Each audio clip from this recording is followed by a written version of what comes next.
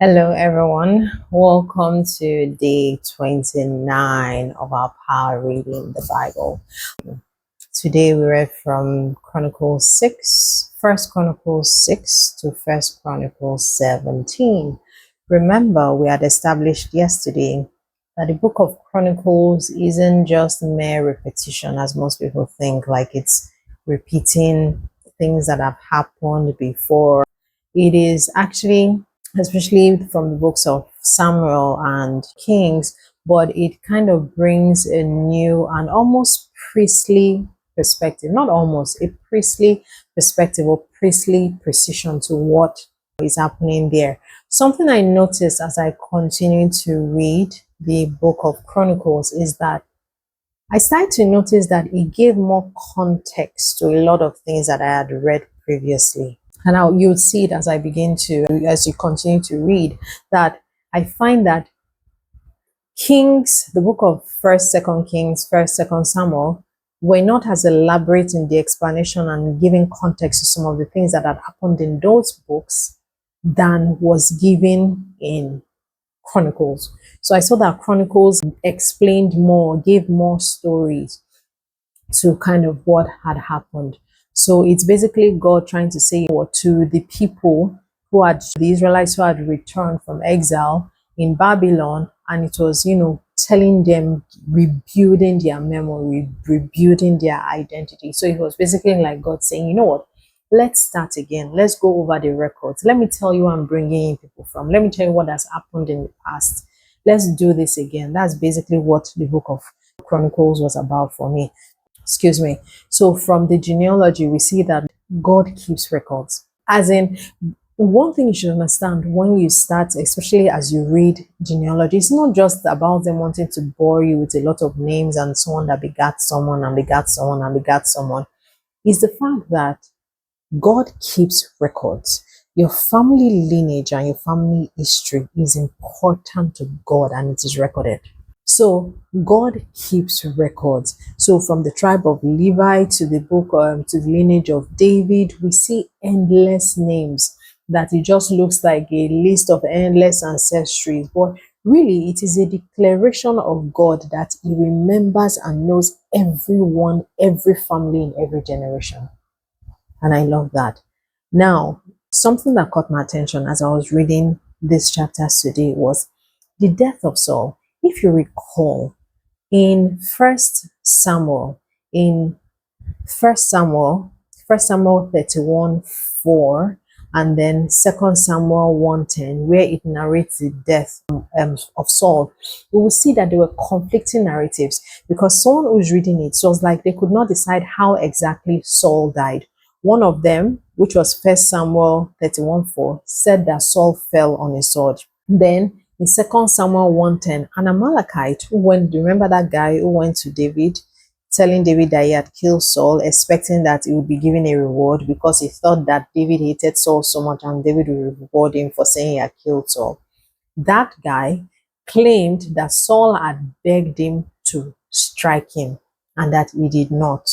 Or no, that Saul had begged him to strike him and that he saw that he was already wounded and that Ibuku helped him. So there were conflicting narratives, right? On the one hand, saying that Saul had committed suicide, he killed himself when he saw that he was injured. And on the other hand, the Amalekites said that Saul begged him to strike him and that he struck him. So it was suicide or murder. Even in the first one, we know that Saul actually begged his armor bearer, the guy who was with him, to strike him, and that one refused to. But either way, it was conflicting. But the book of Chronicles told us exactly and put the matter to rest.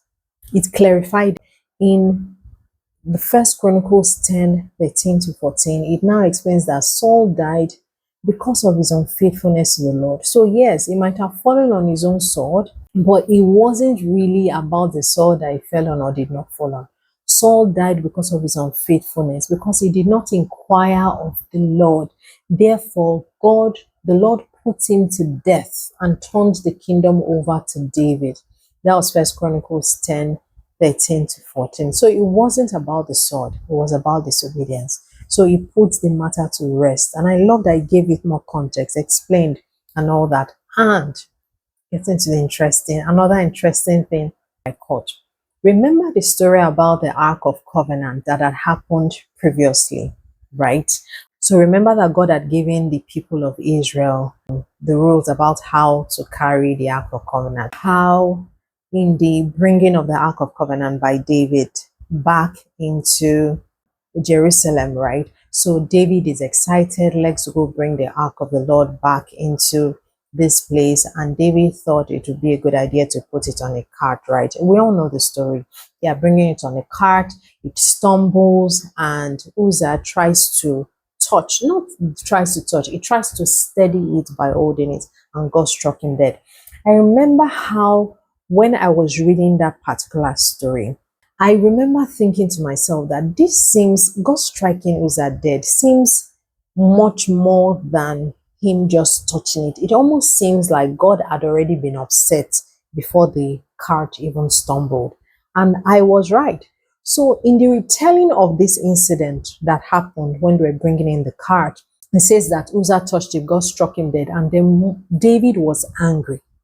David was angry. I don't even know he was angry at. He was angry at who? Maybe himself. I don't know. So David was angry, and David abandons the ark of the Lord in the house of Obed-Edom. Along the line, God blessed the house. In the months that it was in this man's house, God blessed his house in many, many beautiful things. Word gets to David that God had blessed the house, that he had kept this thing. Do you see? And David was like, you know what? I mean, okay, I want that blessing too. Let's go get this ark of, because I mean, anywhere the Lord's presence is, there's blessing there, right? And that really should have been I think that maybe that is what David could not reconcile, that I don't know this ark to kill, but here it is that killed one of the people that was of the Lord, and now he's hearing of the main thing that the ark does, and like, yeah, that's what I know that the ark should do. Let's go and bring it, right? But now it now says that David gathered all the Levites. David told them to consecrate themselves. David now opened his mouth to say, here's what he said. He said, because we did not carry the first time, the Lord our God broke out against us, for we did not seek him according to the rule. This was 1 Chronicles 15:13. And I was like, aha, this is it. David, and it's the same thing I said concerning Josiah, how when he found the book of the law, David, who was a king, did not read the book of the law to understand the instruction that God had given on how they should handle the ark. And I keep wondering about these kings. So David, in his excitement and zeal for God, did not go back and sit with God and say, God, we're bringing this ark. Let's even assume they couldn't find the book of the law. In his desire to please God and make God happy, he didn't even ask God, what do you want? How should I do this? I'm sure if he had done that, God would have told him, that card you people are planning to put it, don't put it there. Do you see? David did not do that. So it meant that in the timeline between when God struck Uzzah, it was in Obed-Edom's house, David did his research. And he got to understand that they had been doing it wrongly, and it was like, we're not supposed to put it on a cart, we're supposed to put it on a shoulder, and it makes sense. Which means that right from the very beginning, before that ark ever stumbled, God was already angry that they were doing it wrongly and they were disobeying him and not following the commandments and the instruction he had given them on how to handle it. So it was almost like Uzzah's touching it was just the last straw for God. Let me explain this way. People are knowing you're already getting irritated. You are irritated, but you are not saying anything. And then one playful person, imagine one playful of your friend just comes to you. It happened to me before. It must have happened to us. You're already irritated, like your cup, the steam is just waiting to explode. And then a friend who does not mean any harm probably just comes to you and maybe tickles you. It's not about the tickle, it's that you're already up to here. And then you turn and you backhand that person because you're already pissed. That is actually what was happening here, or that is actually what happened. They had not followed God's instruction. They had not consecrated themselves. As a matter of fact, God's instruction was so clear and strict on the carrying of that ark that not only was it the Levites that were supposed to carry that ark, only they were supposed to carry that ark. The Levites that were even supposed to carry and touch it, they were not even supposed to touch the ark itself. They were supposed to hinge it on poles and carry the poles on their shoulders. They were not even supposed to touch it. These Levites were supposed to consecrate themselves. So it wasn't just Levites, it was extra clean, extra righteous, godly Levites. But I don't know why I keep saying Moses, but David carry this thing. Anybody, if you carry, put on for there. They put it on this thing, and God was like, "What? Me on a cart? I'm not worthy to be on your shoulders." And God was like, nah. I think God would have just kept quiet, and maybe he would have warned or cautioned or chastised David when they got to the temple. But as the thing just, and what God is like, no, this is too much. And I really loved it because that is why I feel that no one should skip through the book of Chronicles. So you see, it gave it the context, and I was like, that is the missing link. And it was told so clearly. And I love that he actually explained it, that all that happened was because these people had violated God's natural order on how this ark was supposed to be handled. And then I also love that Obed Edom got to be blessed. And he was actually one of the people who eventually was, he was a Levite, which makes sense that they put it in his house. And it was actually one of the people who were tasked with eventually, carrying the ark, not the Levites that were consecrated and all the stuff. And I love it. And the key insights I got from this is that passion without direction can lead to destruction. Just because you're excited about something, it is God's thing, it is a kingdom agenda. Passion can be misdirected. Was David passionate? Yes. Was his intent pure? Actually, yes. David really just wanted to please God. He wanted to honor God. Let's bring God's ark back into this land. Let's bring him back into the nation. But passion can be misdirected. Zeal for God can be misguided. So God's care in the things of God, holy enthusiasm must still submit to divine instruction. Did you hear that? Holy enthusiasm must submit to divine instruction. Passion without order can produce pain. So we must ensure that in our passion for things, that God is the one leading us, and not just our head being all over the cloud and us being misdirected in our passion. 2, the presence of God must be carried on consecrated shoulders. For you to be able to host the presence of God, the person of God, you must be consecrated. You must live a righteous life. The presence of God, they must always rest. They must always be carried on consecrated shoulders, not shoulders with sin. Uzzah's intention was good. I'm sure he didn't mean any harm.